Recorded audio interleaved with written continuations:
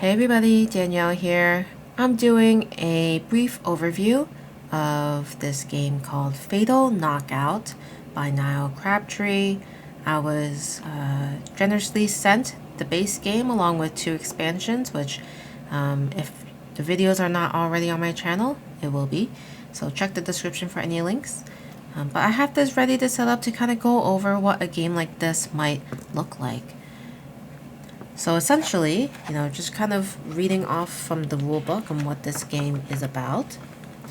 Fatal Knockout is a 1 to 2 player tabletop fighting game where the last fighter standing is the winner. So your win condition will be to deal 5 damage to your opponent before they deal you 5 damage.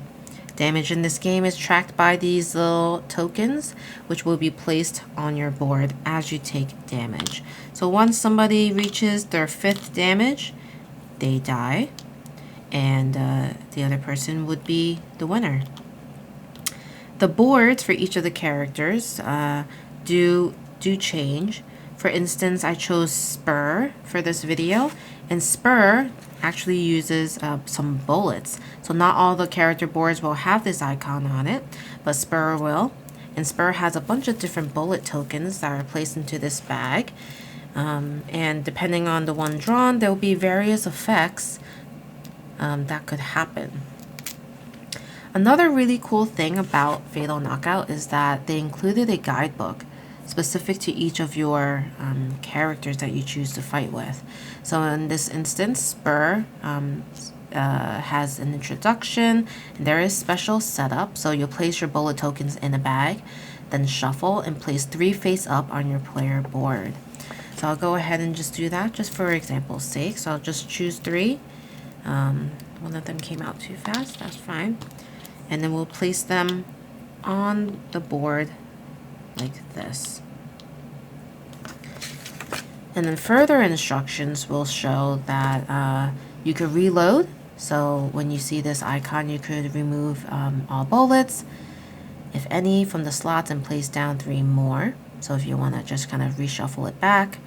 And then when bullets are used, they stay out of the bag until you run out. And then they're all reshuffled back into the bag. And then you might be wondering what they do. So this explains each of the different colored bullet and what it does. In case the colors are a little difficult for you, you could also notice there's lines. So this has 1, this has 2, and this has much more, if that helps. So yes, very helpful that there's a guidebook. This way not everybody has to look into the rulebook for anything specific to their fighter. They have everything they need to know in this guidebook. You'll also notice that there is a meter at the top. Each player would end up getting one of these to track their meter. You would put it here on all the tracks. And then you'll also notice I have Spur. This is the standee for Spur. I did remove it so that it could be flattened. And then we have the AI. This is a solo overview. So we have the AI bot kind of just hanging out here as well. And you'll place it on the stage, which normally would be on top of the box it comes with. But in this case, I did print out just a little grid here just to save some space so that I can really zoom into the things that matter in the game. So again, playing AI or playing solo against the AI, you'll use one of the included decks. There are 3 different decks. I'm playing against V1 in this example. Some of the cards will look like this. This will tell you what the AI will end up doing. Very iconography heavy focus here.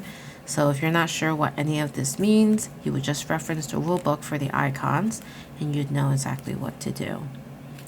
The AI has a keyword that does exist in the other decks, but more basically every card in this deck has mix-up. Basically, if the AI is unable to do the top part, they're able to do the second part if needed.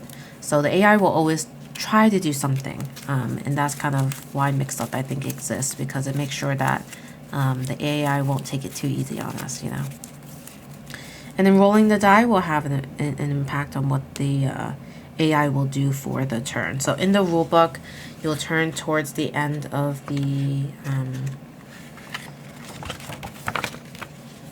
book, and you'll see when you roll the d6, you'll see how many cards a fighter might play.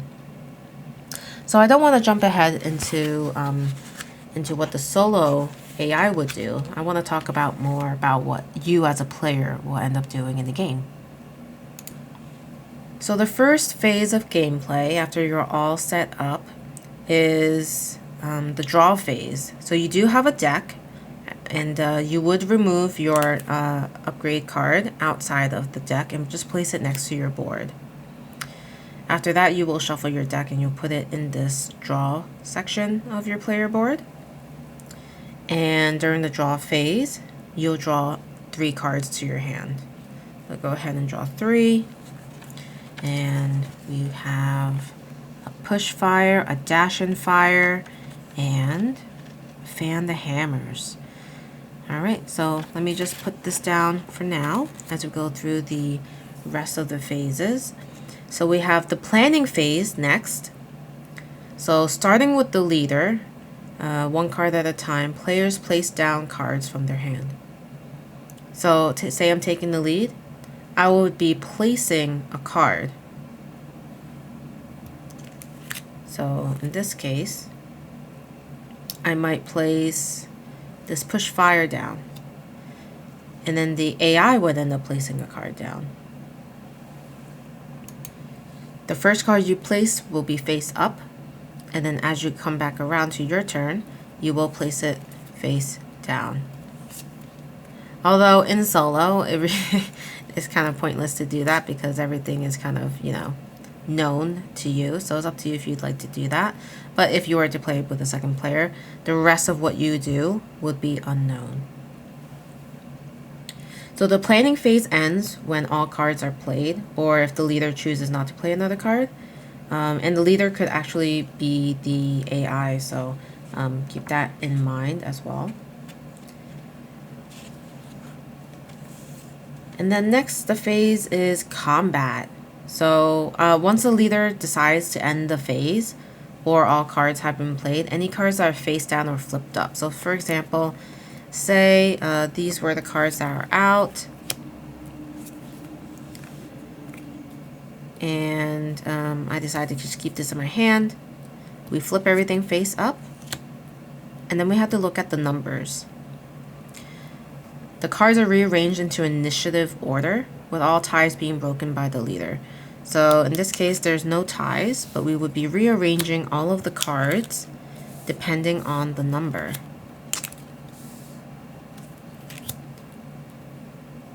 So now we would end up performing the actions on the card starting from the left, which is the lowest initiative card. And you'll just go through each of these cards and play it out. So I get to choose from my cards what I want to do, as long as I have the right requirements to do the action. And then the AI would also have to do what they can do depending on what they've met as well. And again, they can mix up, and so can I.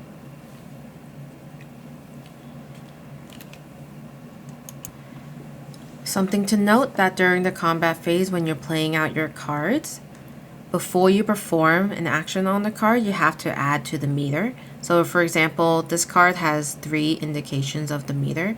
I would move this 3 times. 1, 2, 3.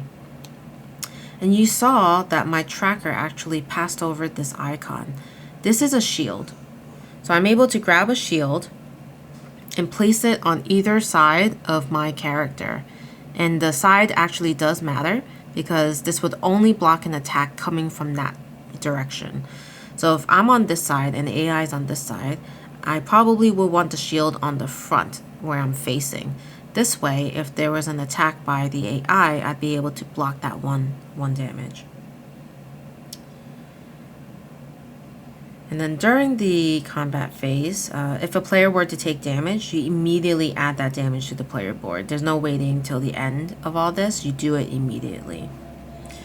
And just to show you what the icons look like, I do want to show you here. This is kind of a quick summary of what these icons mean. So when you see this, action is played out in front of your fighter. So you kind of see the face is facing this way, and action is played out in front of it. Over here is the opposite. So action is played out behind your fighter. You'll see it's facing this way, but the action is to the left. This icon means fighter rotates 180 degrees. A square that's blank represents a space on the stage. And then this would mean to move one space. This says up to, meaning to move up to 2 spaces. And then this means it's an affected space in which an opponent is affected by an action. This allows you to play action steps bottom up instead of top down, which is the mix-up.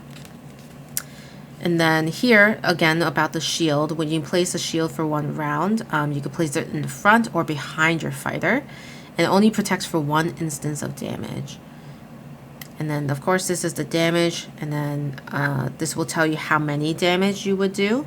So in this case, this card here has 2 of those damage icons. It would do 2 damage if I was in this space next to the bot.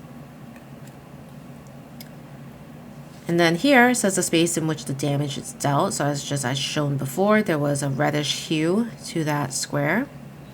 And then this means the opponent is pushed from the left space to the right space, and then the opponent is pulled from the right space to the fighter.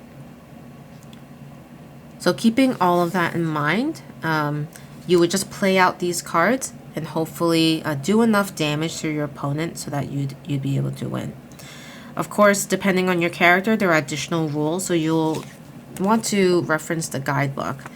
Specifically for Spur, there would be icons like this that I have to pay attention to and take advantage of. There's also a reference card where you'll know exactly what those specific character-specific icons mean. So in that case, this icon means that you fire all bullets on your player board, one after another, for 1 attack. So that's a pretty big attack right there if you happen to pull that off. And you'll want to keep the reference card handy in that case.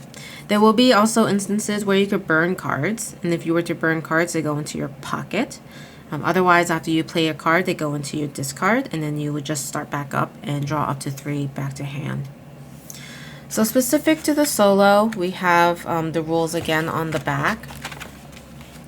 So during the draw phase, there are some changes for the AI fighter. The AI fighter does not use a hand, but it plays straight from the deck.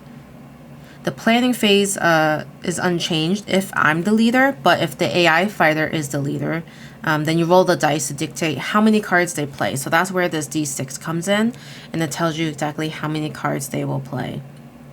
So in this example, it says the solo fighter is the leader and rolls a 3 at the start of the planning phase, dictating that they will play 3 cards. So much like the planning phase and the 2-player game, once some cards are played, any face-down cards are flipped over and the combat phase commences. So in this case, where it says that they were going to draw 3, you can see the differences in the card. This is the bot card, a bot card, and a bot card. So they would place 1, I place 1, they place another, then it's me, them, me.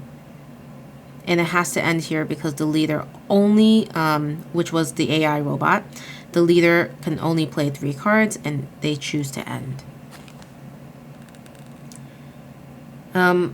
So aside from that, they're still doing damage to you. You're doing damage to them. So whoever hits 5 damage first would win the game. So I hope this quick overview kind of gives you an idea of how this game plays. It is very strategic. You want to make sure that you're facing a certain direction, that you're not too far away from your opponent. And also, if you find that this is a little bit too easy, there are other decks for AI to verse. So definitely a very interesting game. This kind of gives me somewhat of like Dice Throne vibes, because Dice Throne has specific unique characters and special abilities for them. And this kind of gives me that kind of vibe, but this is definitely more of a combat game, if that makes sense. Like you're literally doing like the video game type of fighting, even with the up down arrows. Like everything is just very reminiscent of all the typical Street Fighter style game. But yeah, let me know what you guys think of this one. I find it to be very interesting. The iconography does take a little bit to grasp, I would say. At least for me, it's taken a bit for me to understand what exactly this might mean and then what this would mean as well. So I think that's probably the biggest learning curve when you play this game. But I think overall the gameplay is pretty smooth and the phases are not too complex. Alright, I will end my video here. If you have any questions, let me know. If you have any specific questions about the game, I'm happy to ask the designer as well for their input if you have questions. But I appreciate you watching. If you're interested in more videos of this, let me know. I can see if I can fit it into my schedule to record something. But in the meantime, I hope you're doing well, and I'll see you next time. Bye.